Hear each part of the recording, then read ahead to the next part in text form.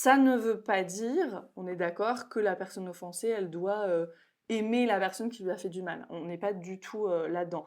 Et que l'offenseur mérite le pardon ou pas, c'est complètement hors de propos. Et ça, c'est vraiment important à comprendre. C'est pas le sujet. Le pardon, c'est dépasser son ressentiment et choisir activement la compassion.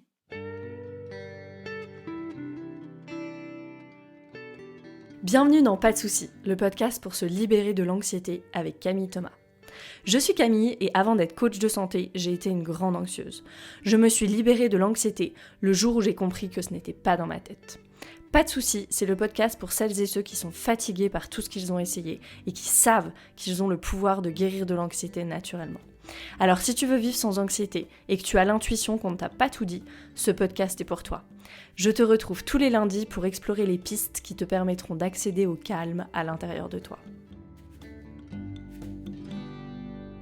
Bienvenue dans un nouvel épisode du podcast, je suis vraiment ravie de vous retrouver en ce mois de septembre, ça me fait trop plaisir d'avoir redémarré le podcast. Cette nouvelle saison démarre décidément fort, encore aujourd'hui, avec un sujet qui nous demande d'aller en profondeur, le pardon. Ce podcast est très guérisseur pour moi, je sais qu'il l'est aussi pour vous et je vous remercie de vos mots, du temps que vous prenez à m'écrire sur les réseaux sociaux pour me dire à quel point le podcast vous aide à avancer, c'est tellement précieux pour moi et c'est pour ça que je fais ce que je fais. Donc je suis tellement heureuse, ça me remplit véritablement de chaleur. J'ai une demande pour toi, si tu écoutes le podcast depuis un moment ou si tu l'écoutes plus récemment. Est-ce que tu peux prendre quelques minutes là maintenant pour me laisser un avis sur Apple Podcast? Ce podcast n'est pas sponsorisé et je compte donc uniquement sur vous pour le rendre plus visible et le partager autour de vous. Les avis m'aident beaucoup, donc si le podcast te plaît, laisse-moi 5 étoiles, laisse-moi un petit mot, ça me fait hyper plaisir et je te remercie par avance. On plonge dans notre sujet. Je disais que préparer les épisodes est très guérisseur pour moi. Je documente en profondeur chaque sujet et j'essaie le plus possible de laisser infuser ces sujets en moi avant de passer à l'écriture puis à l'enregistrement de l'épisode. J'aime autant vous dire que le pardon a été un gros morceau. Je crois que c'est un gros morceau pour beaucoup d'entre nous. Alors prends des notes pour cet épisode, n'hésite pas à le réécouter plusieurs fois. Si tu veux aller plus en profondeur, tu trouveras toutes les références, je vais parler de certains et de certaines auteurs, tu auras toutes les références dans les show notes en bas de l'épisode, en dessous du podcast si tu m'écoutes sur une plateforme de podcast ou en dessous de la vidéo si tu m'écoutes sur YouTube. Le podcast est maintenant aussi sur YouTube, donc good news, plein de nouveautés pour cette deuxième saison. Dans cet épisode, on va parler de ce qu'est le pardon, car il est souvent mal compris, de comment pardonner, comment se pardonner, mais comment demander pardon aussi. Donc on plonge dans le pardon à 360 degrés. Et pourquoi ce sujet? Parce qu'il est extrêmement, extrêmement libérateur quand on parle d'anxiété. Le pardon, ça parle aussi de colère, de ressentiment, de honte, mais aussi d'amour, de confiance, de don et de liberté. Pardonner, c'est fondamentalement faire don de quelque chose à quelqu'un. On le fait pour soi, mais c'est fondamentalement faire don de quelque chose à quelqu'un. Et c'est le sens étymologique du terme. Vous savez que moi j'aime bien revenir aux définitions. Perdonare, perdonare, per et donare en italien aujourd'hui, c'est toujours le même sens, pour donner. C'est le sens étymologique. C'est le don, et je vais revenir dans cette définition parce que elle n'est pas forcément hyper facile à capter tout de suite.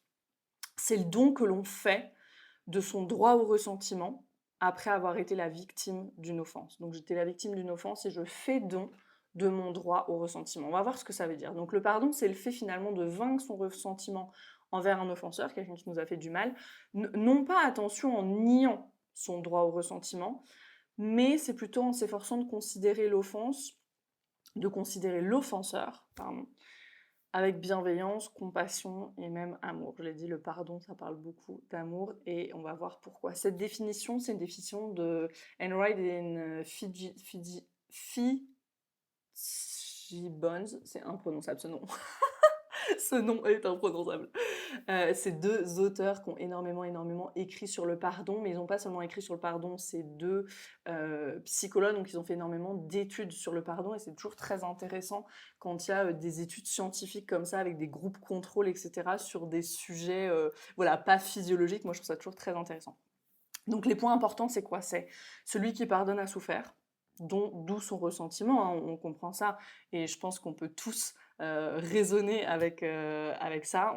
Quand on a besoin de pardonner, c'est qu'on a souffert. La personne qui a souffert, elle a un droit moral à ce ressentiment, mais elle le dépasse.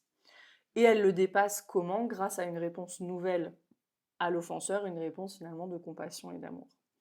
Et donc là, il y a une réponse positive qui se produit, point. Ça ne veut pas dire on dépasse,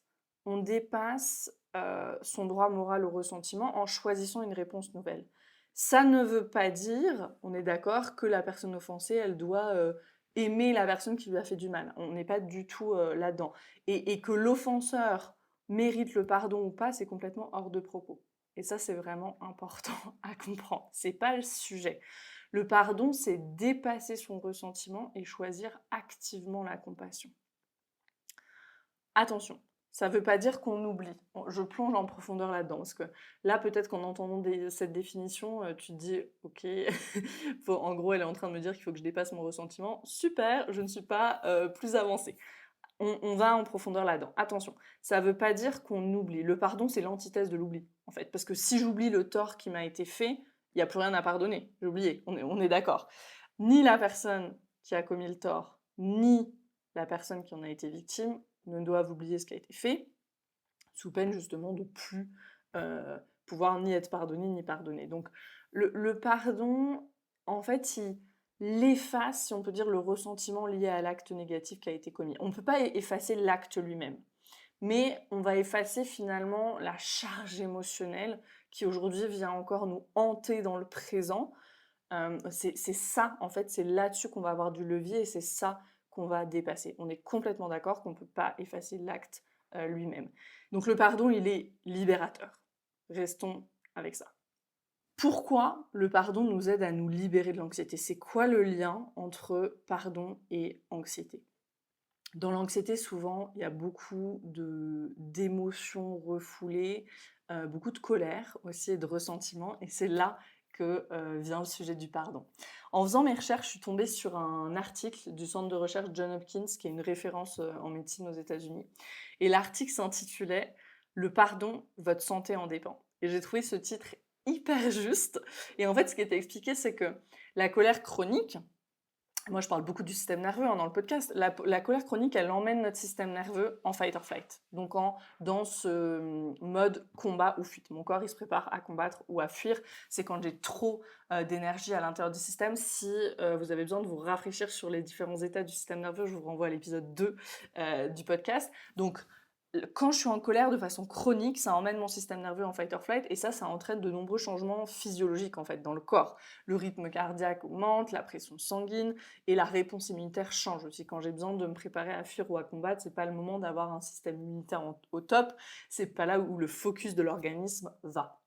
Donc tout ça change.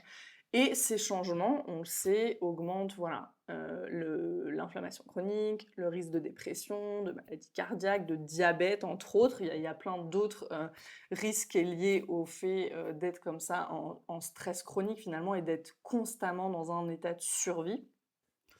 Si on prend un exemple, par exemple, si vous expérimentez une irritation permanente, et ça, c'est vraiment le signe de cette colère qui n'a pas été exprimée, je suis tout le temps irritable en fait, tout le temps sur le fil, le moindre truc peut me faire partir.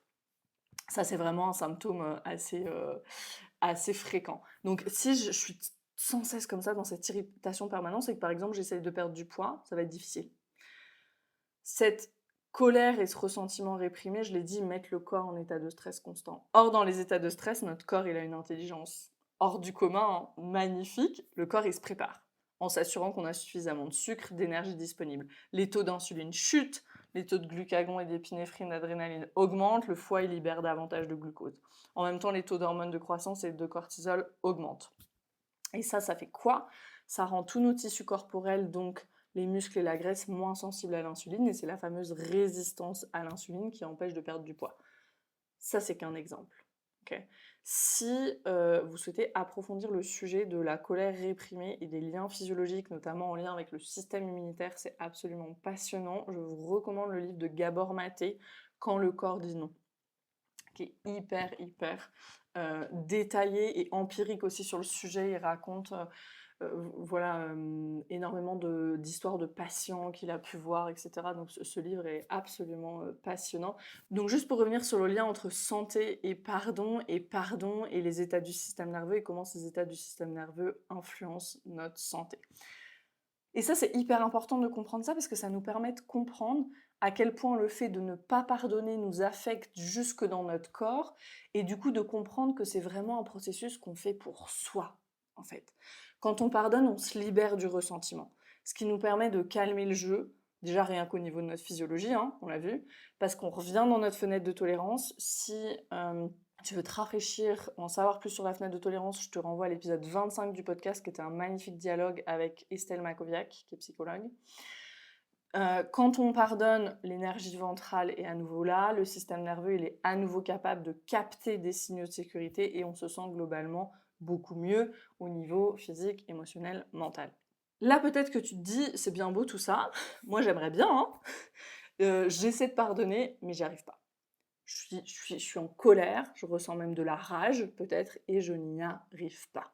Souvent on a du mal à pardonner pour plusieurs raisons, je vais en citer 3 principales. Première raison, c'est qu'on confond pardon et validation. Peut-être qu'au niveau cérébral, mental, tu comprends que le pardon ne justifie en rien l'acte et que le fait que tu pardonnes ne veut pas dire que tu valides cet acte. Mais au niveau subconscient, dans le corps, c'est pas intégré. Et c'est pour ça que tu ressens énormément de résistance. Peut-être que c'est si difficile à intégrer dans le corps parce que tu as reçu un message contraire quand tu étais enfant, par exemple. Et ça, c'est assez culturel, hein, dans notre éducation, on a pu entendre des choses comme « allez, c'est fini, pardonne », un peu comme si, voilà, on doit pardonner pour effacer l'ardoise et passer à autre chose. Et puis dans ce processus de pardonner pour passer à autre chose, quand on était enfant, il n'y avait pas de place pour le ressentiment, la colère. Et du coup, c'est quelque chose qui paraissait très injuste et on avait peut-être eu l'impression de valider, en fait, l'acte « oh, c'est ok, c'était pas grave ». Ben si, en fait, pour moi, c'est grave, j'ai été affectée. Et il faut laisser le temps à cette première étape de ressentiment. On va y revenir là-dessus, mais il faut se laisser le temps de penser ce qu'on a envie de penser, de ressentir ce qu'on a besoin de ressentir. Et quand il n'y a pas eu ça, eh ben, le pardon peut être ressenti comme une validation de l'acte. Et c'est ça, en fait, qu'on a intégré dans le corps, dans le subconscient, et c'est pour ça qu'on résiste tellement à pardonner, même si au niveau mental, moi là, je suis en train de te dire non, pardonner, ce n'est pas validé, c'est 2 choses différentes. Oui, je le comprends bien, mais c'est pas du tout intégré dans le corps, et c'est pour ça que ça résiste, et que j'ai encore cette colère, ce ressentiment, et que ça bouillonne à l'intérieur de moi. Donc ça, c'est une première raison pourquoi ça peut être difficile de pardonner.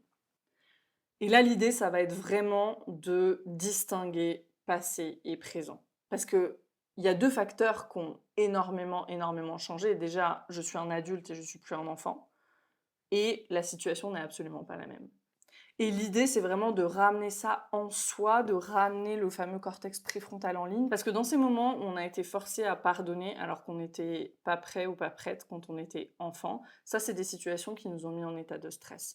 Et peut-être que c'était de façon générale le cas, ou que ça a été le cas de façon répétée, c'est difficile de mettre une date là-dessus. Et en fait, ça, c'est ce qu'on appelle la mémoire implicite. Et donc, quand aujourd'hui, je dois pardonner à quelqu'un, et ben c'est ça qui revient en ligne, en fait. Je fais une régression à ce moment-là, et c'est ça que je revis, et c'est pour ça que j'ai tellement de résistance. Et dans ces moments-là, quand on est dans cette situation de stress, enfant, le cortex préfrontal est pas en ligne, n'est pas disponible. Le cortex préfrontal, c'est vraiment ce qui nous permet de raisonner, de dire le passé c'est le passé, le présent c'est le présent, c'est ça qui nous permet de mettre des dates sur les événements, et c'est super important. Ça, quand on veut aujourd'hui en tant qu'adulte pouvoir choisir sa réponse. Donc c'est vraiment de se dire ça. Ok, aujourd'hui je suis adulte, la situation n'est pas la même, est-ce que je peux choisir ma réponse? Deuxième raison pour laquelle ça peut être très difficile de pardonner, c'est quand la notion d'injustice est encore très présente. Il y a ce truc de c'est moi qui ai souffert et en plus c'est moi qui dois travailler sur moi pour pardonner. Et là c'est important de faire de la place à la notion de moralité dans le pardon. Premièrement, il y a eu une injustice. Là, je vais penser un peu en tant qu'avocate, peut-être. J'ai fait des études de droit. Premièrement, il y a eu une injustice, puisque tu as été victime d'un traitement qui n'était pas acceptable et qui justifie les pensées, les sentiments négatifs qu'on peut avoir vis-à-vis de la personne qui nous a offensés. Et deuxièmement, les actes de cette personne qui nous a offensés ont entraîné un préjudice. J'ai été blessée, peut-être physiquement, émotionnellement. Si on allait devant un juge, peut-être que cette personne serait condamnée. Le pardon ne remet pas en question ça. Et c'est là qui devient une réponse morale. Je m'explique. En fait, le pardon, c'est ça. Tu renonces à la réparation de tes droits qui ont été violés au profit de la compassion, l'amour. Pourquoi? Et pourquoi c'est une réponse morale? Parce que c'est ton code de conduite à toi, c'est ton éthique. Comme si vous savez qu'on a le code civil, hein, en France, on a des lois qui sont rédigées dans des codes, comme si c'était ton code civil intérieur. Dans ton code civil intérieur, il y a une loi qui dit que tu pardonnes, que tu remplaces activement le ressentiment par l'amour et la compassion. Est-ce que tu peux créer cette nouvelle loi à l'intérieur de toi? Et puis une troisième raison qui peut faire que le pardon est difficile, c'est de se dire que la personne ne mérite pas. Peut-être que si c'est une personne qui ne fait pas nécessairement de travail sur elle, c'est encore plus difficile. On se dit oui, elle réfléchit pas, elle va bien, elle réfléchit pas, elle est heureuse, elle n'est pas consciente, et c'est moi, encore une fois, qui dois faire le travail, et je vais en plus lui donner mon pardon. Et c'est là que la dimension personnelle du pardon et la notion de responsabilité émergent. Le pardon, c'est éminemment personnel, c'est un processus intérieur. On a parlé des conséquences physiologiques que ça a sur nous, les conséquences physiologiques de cette colère qui dure, qui dure. Donc finalement, c'est bien plus un cadeau que je me fais à moi-même, si je pardonne. C'est toute ma santé qui va en être améliorée. Si on prend la situation, par exemple, on a besoin de pardonner à quelqu'un qui est décédé, ça peut arriver, c'est plus facile de le voir comme ça. La personne, elle est décédée, donc c'est véritablement un cadeau que je dois me faire à moi-même.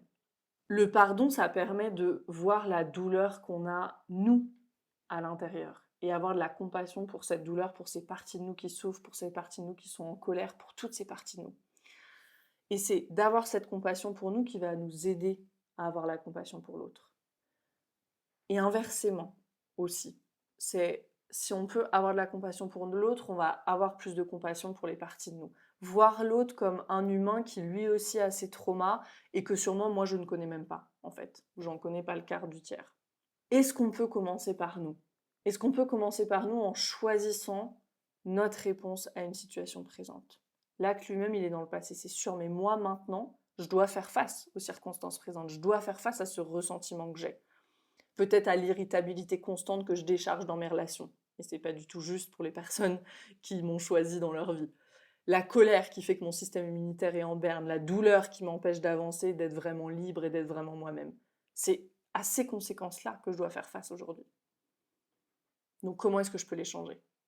La différence entre enfant et adulte, dont je parlais tout à l'heure. L'enfant, il prend tout personnellement. Et on ne peut pas dépersonnaliser, on ne peut pas prendre cette distance quand on est enfant, c'est impossible. Mais quand on est adulte, on peut. Et une partie de la guérison, c'est ça. Je ne suis pas responsable de ce qui m'est arrivé enfant, mais adulte, je suis responsable de ma réponse. Je suis responsable de passer de la réaction à la réponse. Marianne Williamson, qui est une auteure très connue, qui est l'auteure de plusieurs best-sellers, elle se demande tous les jours, et j'aime beaucoup cette petite pratique, c'est pour ça que je te la partage là dans le podcast, elle se demande tous les jours à qui est-ce que je n'ai pas pardonné? À qui est-ce que j'en veux? Dans quelle relation est-ce que je suis pas dans la gentillesse, dans la bienveillance? Et à ce moment-là, il s'agit de se pardonner à soi-même. Est-ce que je peux me pardonner de ne pas avoir pardonné? Est-ce que je peux me pardonner de ne pas être présente, de ne pas être gentille au sens de la gentillesse, hein, pas oh il est gentil, la vraie gentillesse, la vraie bonté, la vraie bienveillance dans mes relations, dans certaines relations où c'est difficile pour moi, est-ce que je peux me pardonner? Le pardon, c'est une pratique et c'est un processus, donc ça se fait pas du jour au lendemain. Marianne Williamson, elle dit que le pardon, c'est un souvenir sélectif. Soit je choisis de me souvenir des mots blessants d'une personne, soit je me souviens de son humanité, de son essence. Et j'aime beaucoup l'expression qu'elle emploie. Le pardon est un choix conscient de regarder au-delà de la culpabilité pour découvrir l'innocence. C'est voir que on est tous faits d'amour, mais qu'on fait tous des erreurs. Moi, personnellement, sur mon chemin, les personnes que j'ai eu à pardonner, ça m'aide énormément de les imaginer comme des enfants. Énormément, énormément. Parce que chaque enfant, quand il arrive sur Terre, est fondamentalement bon. Et puis nous arrivent tous ces traumas, toutes ces choses et qui font qu'on en arrive à ces actes qu'après on peut regretter ou qu'on doit se faire pardonner. Et puis ce processus de pardon, il déploie ses effets bénéfiques parce qu'en se détachant de l'importance excessive qu'on apporte aux erreurs des autres, eh ben on peut se détacher aussi de l'importance qu'on accorde à ses propres erreurs. Et on peut commencer à se pardonner. Et on peut commencer à apaiser la critique intérieure à l'intérieur de nous. On peut commencer à se pardonner soi-même. Et on retrouve cette idée dans de nombreuses traditions, à commencer par la Bible. Quand Jésus nous dit d'aimer son prochain comme soi-même, ça implique qu'on s'aime soi-même. Vaste sujet, le fait de s'aimer soi-même. Restons sur le fait de se pardonner aussi à soi-même. Mais quand on parle de pardon, on parle d'amour aussi. Moi, je travaille beaucoup sur le fait de me pardonner avec mes grands-mères, notamment. J'en parlais encore avec ma coach ce matin. Souvent, j'ai du mal à être complètement présente. Parfois, je perds patience. D'autres fois, je les appelle pas parce que j'ai pas envie d'écouter ce qu'elles ont mangé à midi ou à quel point elles se sentent seules et parce que j'ai pas l'énergie et parce qu'il y a une partie de moi qui souffre d'entendre ça. Il y a une autre partie de moi qui se sent impuissante parce qu'elles sont si loin et une autre partie de moi qui se sent coupable et du coup, je prends mes distances parce que c'est trop pour moi et je me sens dépassée. Et dans ces moments-là, je dois me pardonner à moi-même en fait. Je dois leur pardonner aussi à elles de ne pas comprendre parfois, de ne pas vouloir voir souvent les choses sous un autre angle, mais je dois surtout me pardonner à moi-même, de ne pas être aussi présente que j'aimerais, de ne pas pouvoir être dans les conversations vulnérables que j'aimerais avoir avec elles. Adyashanti, qui est un professeur de spiritualité aux États-Unis, il parle du pardon de façon très énergétique. Alors je vais en parler hyper rapidement parce que je trouve que c'est intéressant d'avoir plusieurs perspectives sur le sujet. Il dit que les énergies, alors il les appelle les énergies négatives qui sont là et dont on hérite à cause de ce qui nous est arrivé, elles sont là parce qu'elles veulent trouver une résolution. Et ça, c'est éminemment vrai en termes de trauma aussi. Toutes les situations dans lesquelles on s'est trouvé submergé, dépassé, qui nous ont blessés, elles reviennent parce qu'elles ont besoin de trouver une résolution.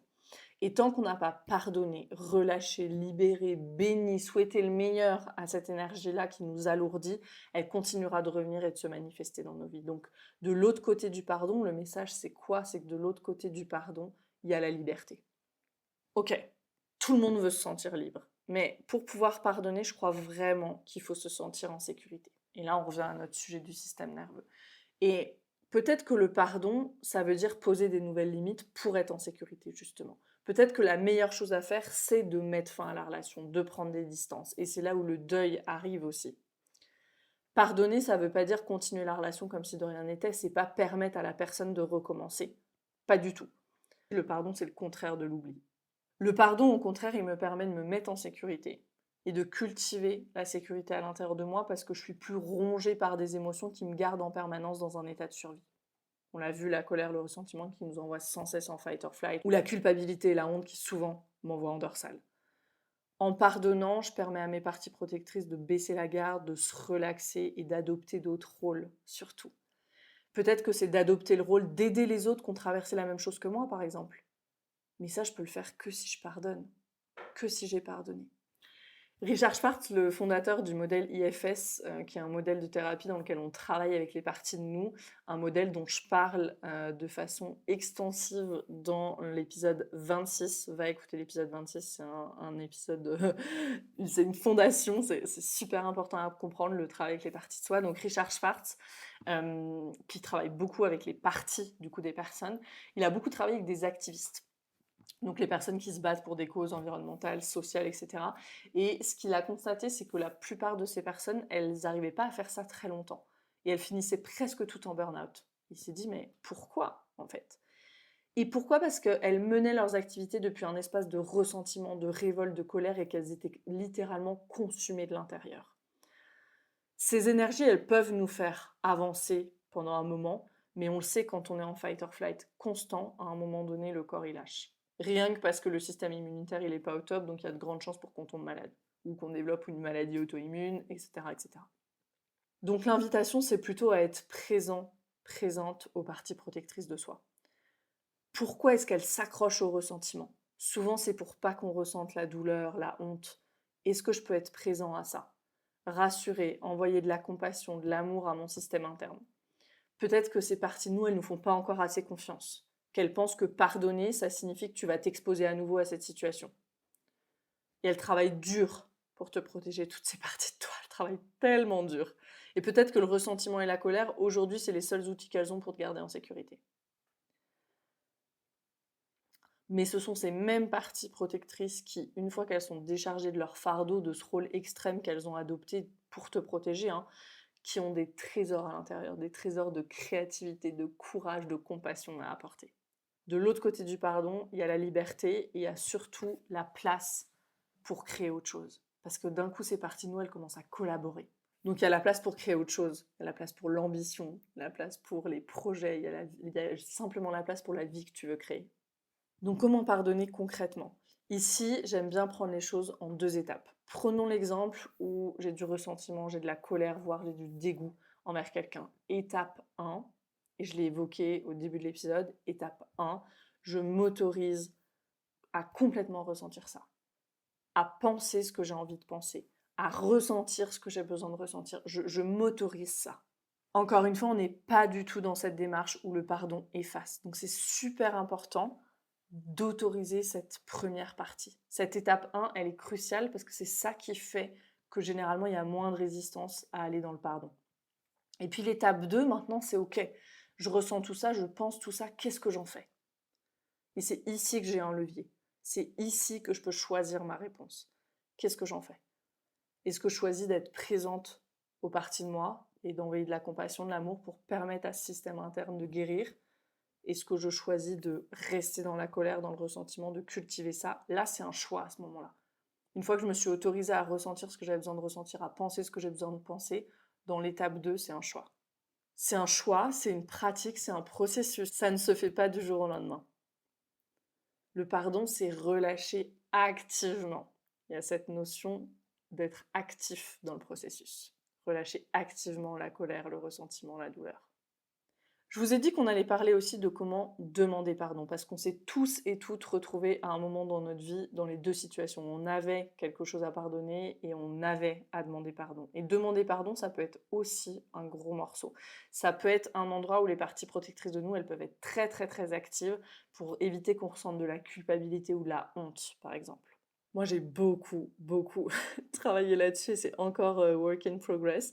Reconnaître que j'ai tort, absolument neutre pour moi. L'étape d'après de demander pardon, hyper difficile. J'ai des parties de moi, des parties protectrices de moi qui ne veulent pas me laisser ressentir, parce que je pense qu'il y a énormément de honte derrière. En tout cas, c'est ce que j'ai identifié, hein, c'est pas je pense et j'en suis sûre. Il y a énormément de honte derrière, c'est presque la honte d'être qui je suis, et ça vient chercher mon essence, et c'est hyper difficile. Donc, demandez-vous si vous avez du mal à pardonner, qu'est-ce qu'il y a derrière? Est-ce que c'est de la honte? Est-ce que c'est de la culpabilité? Qu'est-ce qu'il y a à cet endroit-là? Une des choses les plus difficiles que j'ai faites, c'était quand j'étais au Yoga Institute en Inde, et je suis allée voir cette médecin en Ayurveda, voilà, qui je pensais allait me dire quoi manger pour ne plus avoir d'eczéma, et en fait on a fini par travailler énormément sur mon anxiété et sur ce qui se passait dans ma vie. Enfin, ça a été beaucoup plus psychologique comme accompagnement, et elle m'a dit à un moment donné, vous devez demander pardon à votre mère pour ce qui s'était passé quand ma mère s'est remariée. Ça a été très difficile pour moi, je m'entendais pas bien avec son mari, etc. Donc elle m'a dit, vous devez demander pardon à votre mère. Et cet homme-là était décédé. Hein, donc là, on est dans l'exemple où il fallait vraiment que je le fasse pour la relation entre ma mère et moi, et pour moi. Là, il était éminemment personnel, le fait de me pardonner et d'aller demander pardon. Ça a été une des choses les plus difficiles de ma vie. Je me revois dans le Yoga Institute, il faisait chaud, il y avait un mauvais réseau et j'étais en pleurs en train d'appeler ma mère pour lui demander pardon. Je l'ai fait, hein. Mais j'ai été tellement... j'ai vraiment ressenti cette honte, en fait. Et puis après, j'ai commencé vraiment à travailler avec les parties de moi. Mais cette honte, c'est une émotion tellement insupportable. On aurait envie de mourir, hein. La honte, il y a cette émotion qui dit une expérience mortifiante. C'est la honte, elle est presque associée à la mort, en fait. C'est hyper difficile.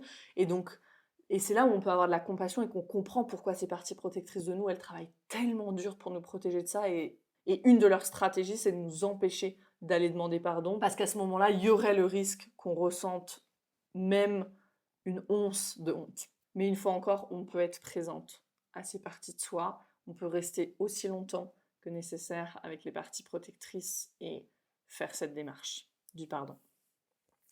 Le pardon, c'est une pratique quotidienne. et d'abord vis-à-vis de soi. C'est vraiment se dire « t'as fait de ton mieux ».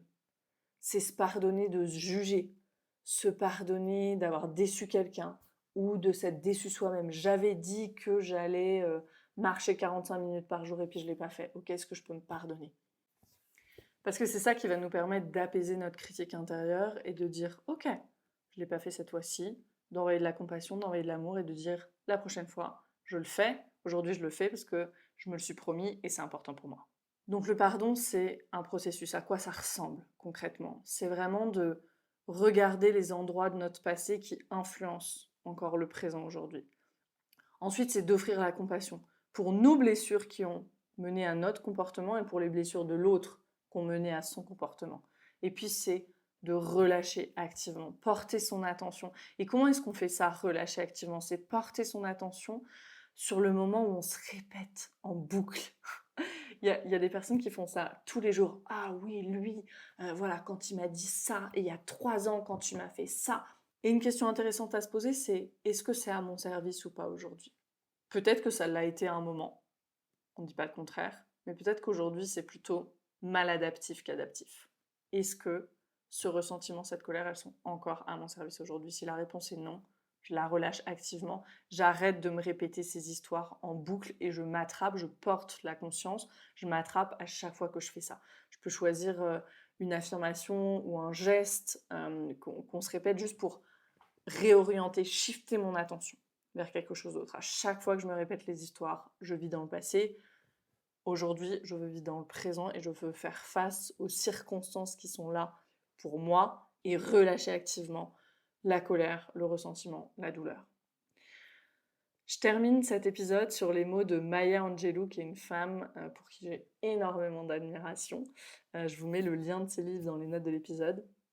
Maya Angelou, elle a dit « J'ai appris que les gens oublieront ce que vous avez dit, que les gens oublieront ce que vous avez fait, mais les gens n'oublieront jamais ce que vous leur avez fait ressentir. » Le pardon, il nous permet de faire sentir aux personnes qu'on les voit, qu'on les entend, qu'on les considère pour ce qu'ils sont vraiment, pour leur véritable essence, et pas juste pour ce qu'ils disent ou pour ce qu'ils font. Et plus on fait ça avec les autres, plus on peut faire ça avec les parties de nous aussi. Plus on fait ça avec les parties de nous, plus on peut faire ça avec les autres. C'est vraiment un processus qui se nourrit dans les deux sens. On peut le faire avec les parties de nous qui, elles aussi, ne veulent qu'une chose, c'est être vues, entendues, considérées. Ça, c'est les 3 besoins fondamentaux de l'être humain. On fait tous des erreurs, et pardonner, comme le dit Maya Angelou, c'est l'un des plus beaux cadeaux qu'on puisse se faire. Pardonner. Pardonner à tout le monde. Merci pour ton écoute, j'espère que cet épisode t'aura fait avancer dans ta réflexion sur le pardon et dans ton travail de guérison sur le sujet, et on se retrouve très vite dans un nouvel épisode de Pas de soucis.